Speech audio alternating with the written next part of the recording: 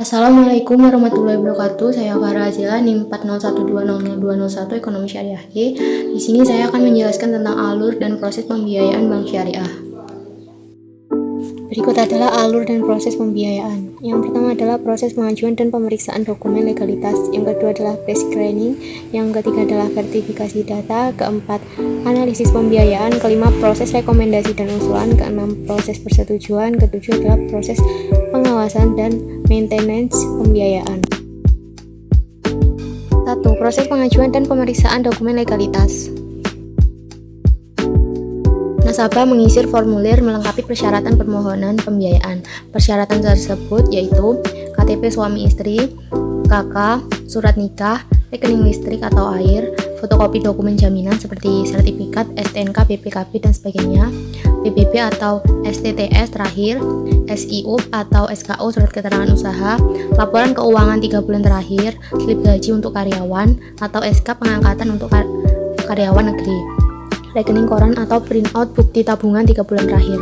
Petugas administrasi menerima dan memastikan kelengkapan dokumen dan berkas persyaratan pembiayaan untuk selanjutnya dicek di SID.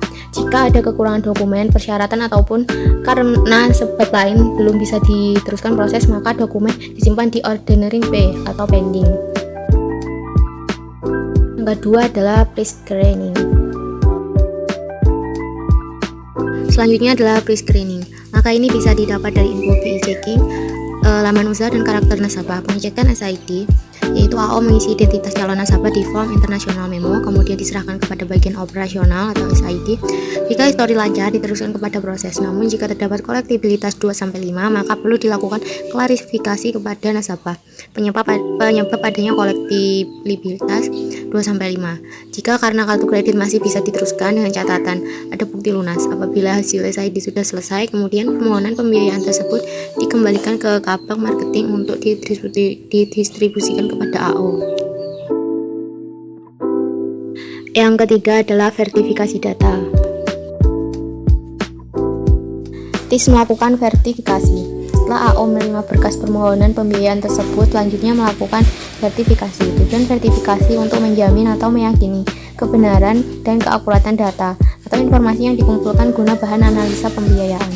Tips melakukan verifikasi yaitu: 1. Siapkan data pertanyaan standar. Tanyakan kepada calon atau nasabah saat pertemuan pertama.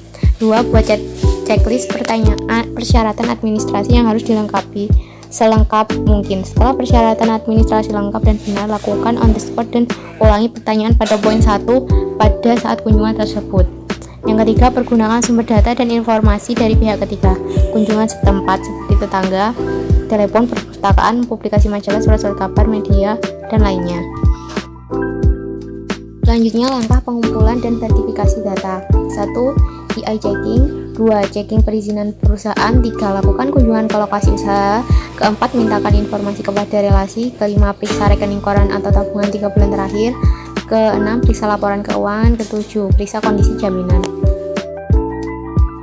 Tips mengenali ciri-ciri calon nasabah. 1. Sikap positif, sederhana, konsisten. Tiap pertanyaan dijawab dengan baik dan logis, terlibat langsung dengan usahanya apa adanya.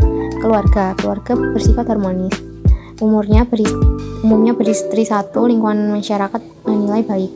Partner bisnis dikenal baik oleh pengusaha sejenis, komentar dari perusahaan sejenis baik, tidak terlibat politik, tidak sering berganti-ganti usaha dan dalam waktu yang cukup lama. Yang keempat adalah analisa pembiayaan.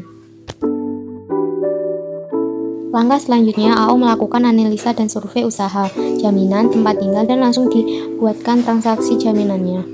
Tujuan analisis pembiayaan, yaitu tujuan umum analisis pembiayaan adalah pemenuhan jasa pelayanan terhadap kebutuhan masyarakat dalam rangka mendorong dan melancarkan perdagangan, produksi jasa-jasa bahkan konsumsi yang semuanya ditunjukkan untuk meningkatkan taraf hidup masyarakat. Tujuan khusus analisis pembiayaan adalah untuk menilai kelayakan usaha calon peminjam, untuk menekan risiko akibat tidak terbayarnya pembiayaan, untuk menghitung kebutuhan pembiayaan yang layak. Beberapa pendekatan analisis pembiayaan sebagai berikut.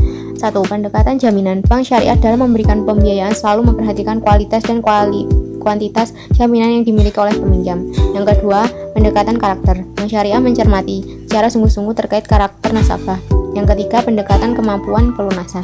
Bank Syariah menganalisis kemampuan nasabah untuk melunasi jumlah pembiayaan yang telah diambil. Keempat, pendekatan dengan studi kekayaan. Bank Syariah memperhatikan kekayaan usaha yang dijalankan oleh nasabah peminjam. Kelima, pendekatan fungsi-fungsi bank. Bank Syariah memperhatikan fungsinya sebagai lembaga intermediari keuangan, yaitu mengatur mekanisme dana yang dikumpulkan dengan dana yang disalurkan. Prinsip analisis pembiayaan didasarkan pada rumus 5C, yaitu 1. Karakter. Artinya sifat atau karakter nasabah pengambilan pinjaman, data tentang kepribadian dari calon pelanggan seperti sifat-sifat pribadi, kebiasaan, cara hidup, keadaan, dan latar belakang keluarga maupun hobinya. Karakter ini untuk mengetahui apakah nantinya nasabah ini jujur, berusaha untuk memenuhi kewajibannya, dengan kata lain yang merupakan willingness to buy. Yang kedua, capacity. Artinya kemampuan nasabah untuk menjalankan usaha dan mengembalikan pinjaman yang diambil. Merupakan kemampuan calon nasabah dalam mengelola usahanya yang dapat dilihat dari pendidikannya, pengalaman mengelola usaha atau business record, yang sejarah perusahaannya yang pernah dikelola dan pernah mengalami masa sulit atau tidak, bagaimana mengatasi kesulitan tersebut. Capacity ini merupakan ukuran atau ability to play dari kemampuan dalam membayar. Yang ketiga adalah kapital, artinya besar modal yang diperlukan peminjam. Kondisi kekayaan yang dimiliki oleh perusahaan yang dikelolanya. Hal ini bisa dilihat dari neraca, laporan laba rugi, struktur permodalan, rasio-rasio keuntungan, dan diperoleh seperti return of equity, return of investment. Dari kondisi di atas bisa dinilai apakah layak calon pelanggan diberi pembiayaan dan beberapa besar platform pembiayaan yang layak diberikan. Keempat, kolateral. Artinya jaminan yang telah dimiliki yang diberikan peminjam kepada bank adalah jaminan yang mungkin bisa disita apabila ternyata calon pelanggan benar tidak bisa memenuhi kewajibannya. Yang kelima, conditioning. Artinya keadaan usaha atau nasabah prospek atau tidak pembiayaan yang diberikan juga perlu mempertimbangkan kondisi ekonomi yang dikaitkan dengan prospek usaha calon nasabah. Prinsip 5C. Hal tersebut terkadang ditambahkan dengan 1C, yaitu constraint, artinya hambatan-hambatan yang mungkin mengganggu proses usaha. Analisis terdiri dari A. Analisa bisnis kualitatif, B. Analisa kuantitatif atau keuangan.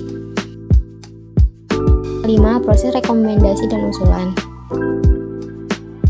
Jika permohonan nasabah tersebut layak untuk diberi fasilitas pembiayaan, maka AO akun official langsung membuatkan usulan pembiayaan atau OP kepada komite pembiayaan. Pengajuan komite pembiayaan dilampiri dengan kelengkapan berkas pembiayaan yang berisi UP, SID atau Sistem Informasi Debitur, hasil taksasi, dokumen jaminan usaha, dan tempat tinggal. 6. Proses persetujuan. Proses persetujuan. Pengajuan usulan pembiayaan kepada komite pembiayaan harus dilampiri dengan kelengkapan berkas pembiayaan yang berisi usulan pembiayaan, SID, hasil transaksi, dokumentasi jaminan usaha, dan tempat tinggal. Setelah komite pembiayaan menyetujuinya, kemudian berkas tersebut diserahkan kepada admin pembiayaan untuk dibuatkan CIP-nya. AO juga segera konfirmasi ke customer service dengan memberikan fotokopi KTP nasabah suami istri untuk dibuatkan rekening tabungan. Kemudian AO membuat memo internal untuk pengajuan penyimpanan dana yang ditandatangani direktur operasional. Kemudian memo internal tersebut diserahkan kepada kabak operasional. Berkas dari bagian admin marketing lalu diserahkan ke bagian legal untuk dibuatkan akad. Setelah akad selesai, berkas permohonan diserahkan kepada kabin marketing untuk proses approval di sistem. Selanjutnya, nasabah sudah bisa mengambil dananya di kasir. Ketujuh adalah pengawasan dan maintenance pembiayaan. Monitoring penggunaan dana apakah benar digunakan sesuai dengan peruntukan pada saat pengajuan pembiayaan. Monitoring angsuran baik yang akan jatuh tempo maupun yang sudah lewat jatuh tempo. 5 hari sebelum jatuh tempo angsuran dikonfirmasi atau diingatkan via telepon bahwa angsurannya akan jatuh tempo. Apabila 3 hari setelah tanggal jatuh tempo masih belum melakukan pembayaran, dilakukan kunjungan. Jika terdapat tunggakan lebih dari 60 hari, maka penanganan dilakukan atau dilimpahkan ke remedial dengan menggunakan memo internal yang berisi tentang laporan kondisi terakhir penanganan nasabah.